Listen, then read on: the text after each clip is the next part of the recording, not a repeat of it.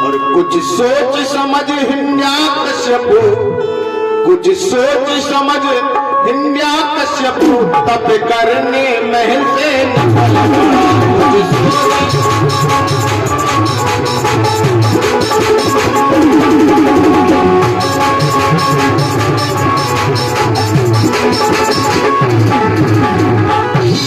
जब कहा कयाधु से हिरण्यकश्यपु ने कि भाई का मरना सुनते ही भाई का रक्त बल पड़ा। मैंने सुना है कि चतुर्भुजी नारायण भगवान विष्णु ने मेरे भाई हिरण्याक्ष का वध कर दिया है, इसलिए हम अब ब्रह्मा का तप करेंगे और ब्रह्मा से ऐसे वरदान को प्राप्त करेंगे जिसको प्राप्त करने के बाद, लीलाधारी के वास्तविक स्वरूप का दर्शन करने के बाद हम अवश्य विष्णु से विरोध करेंगे, युद्ध करेंगे।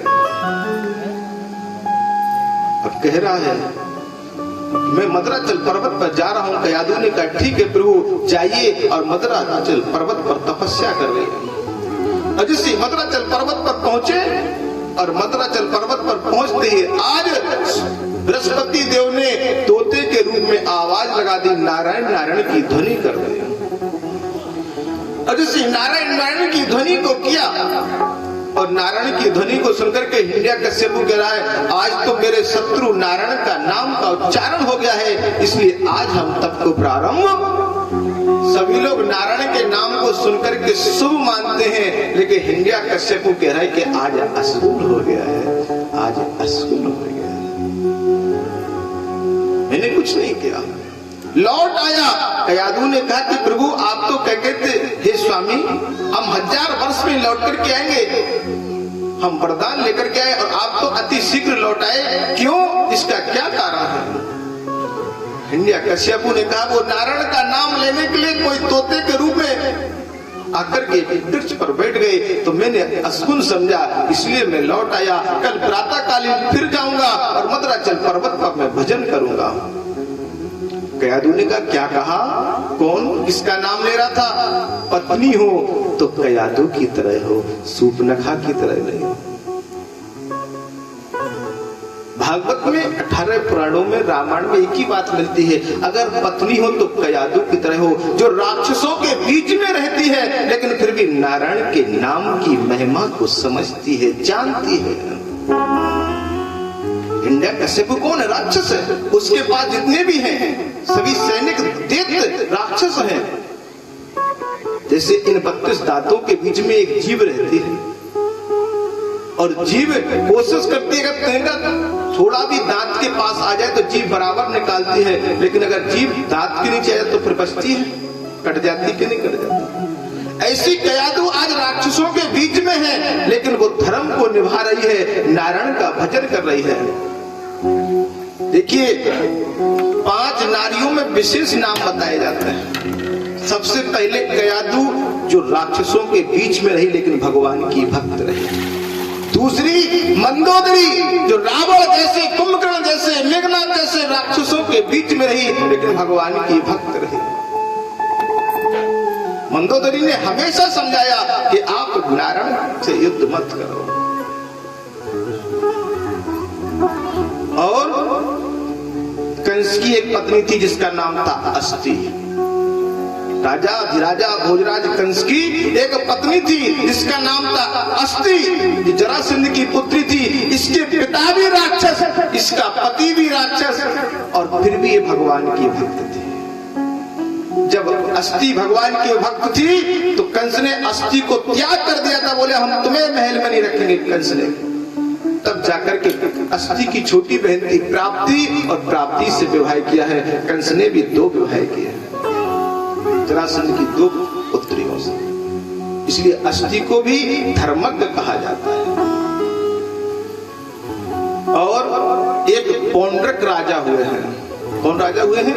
भगवान वासुदेव के सामने कहते थे कि हम वासुदेव हैं, पौंड्रक। और पौंड्रक की पत्नी भी धर्मज्ञ थी जिसका नाम था शीला। पौंड्रक की पत्नी का नाम क्या था? शीला, जो विष्णु पुराण में नाम आता है। कुछ लोग कहते महाराज आप पुराण का नाम नहीं बताते, किससे आप बोल रहे हैं? तो हम बता दे रहे, चारों बात जो हम बोल रहे हैं, पहली बात जो है कयादू जो हिरण्यकश्यपु की पत्नी है, प्रहलाद की माँ है, वो स्कंद पुराण में बताया गया है। किसमें बताया गया है? स्कंद पुराण में। तो कयादू धर्मज्ञ है। दूसरा नाम मैंने बताया मंदोदरी, तो वो रामायण में या रामचरितमानस में बताया गया है। तीसरा नाम हमने बताया है अस्तिका, जो कंस की पत्नी है, वो भागवत में बताया गया है। और चौथा नाम हमने बताया है कौंटक राजा की पत्नी का शीला, वो विष्णु पुराण में बताया गया है। और पांचवा नाम है राजा बलि की, जो पत्नी थी अंगद की मां थी। बहुत समझाया कि जे सुग्रीव की पत्नी है तुम इसको छोड़ दो, लेकिन नहीं माने। अगर आप किसी की बहू को अपने पास रख लोगे तो फिर तो पाप बन जाएगा, नहीं रखना चाहिए। तो ये 5 रानियां ऐसी थी जो राक्षसों के बीच में रही, लेकिन भगवान के नाम का उच्चारण हमेशा करती रही, नारायण के नाम का उच्चारण हमेशा। तो आज कयादू कह रही हिरण्यकश्यपु से, हे स्वामी, हे प्राणनाथ, आपसे मेरा निवेदन है कि आप बता दो ना, वो तोते का बच्चा क्या कर रहा था? बोले वो नारायण नारायण की ध्वनि कर रहा था, नारायण नारायण की ध्वनि कर रहा था। और कयादू ने जब बार बार हिरण्यकश्यपु को प्रेम बस विश्वास से जब 108 बार वो नारायण का नाम का उच्चारण करा दिया, उसी नारायण के नाम के प्रभाव से आज कयादू गर्भवती हो गई और भक्त प्रहलाद पेट में पलने लगे।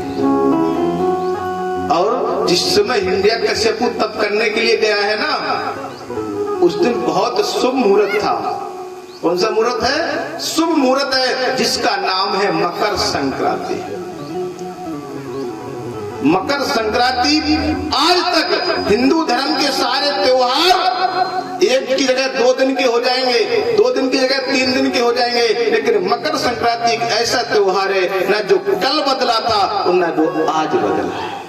सिर्फ 14 जनवरी, कभी 13-14 की होगी और कभी 14-15 की होगी। ना उसमें माहों का महत्व है और ना पूस का महत्व है।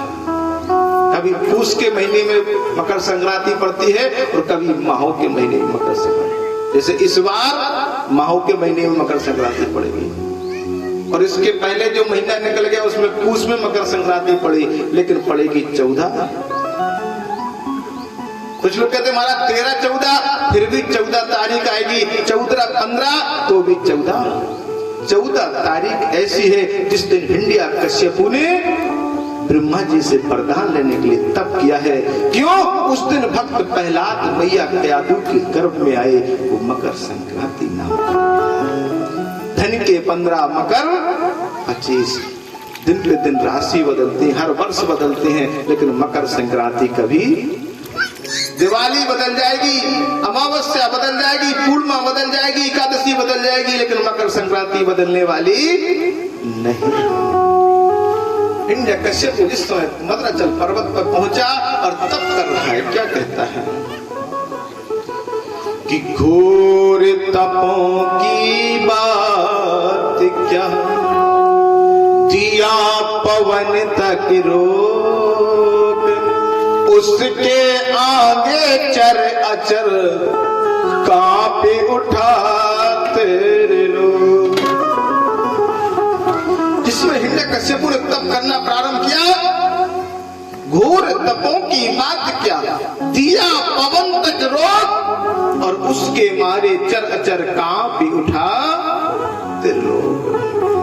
आज तीनों लोकों में हाहाकार मच गया, कौन है जो तप कर रहा है, कौन है जो तप कर रहा है। आज तप की ऐसी बात कही, ब्रह्मा जी से कहा विष्णु ने, जाओ तुम्हारी प्रार्थना कर रहा है, तुमसे वरदान मांग रहा है कि पुरोहिते भगवान पुत्र का किला सुर है, दो यज्ञ प्रवतम बालम प्रहलाद नए को विदह।